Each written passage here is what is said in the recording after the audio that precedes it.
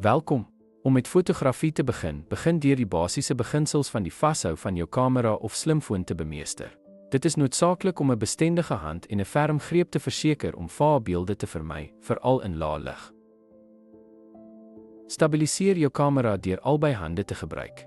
Een hand gryp die kameraliggaam vas, terwyl die ander die lens of onderkant. Dit verminder beweging en verbeter beeldduidelikheid. Trek jou elmboë in naby jou liggaam.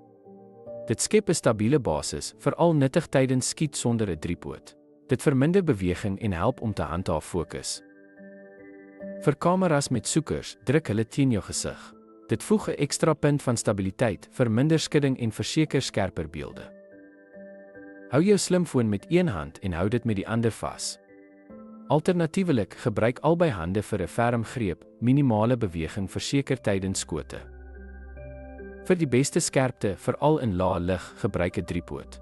Dit elimineer beweging, wat toelaat vir helder, lang blootstellingsskote sonder vervaag. Beheer jou asemhaal terwyl jy skiet. Asem diep in en asem dan stadig uit terwyl jy druk die sluiter.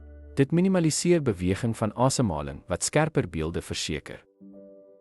Ten slotte, die bemeestering van kamera of slimfoon tegnieke is noodsaaklik om skerp beelde vas te lê. Oefen hierdie metodes om onskerpte te verminder en jou fotokwaliteit te verbeter.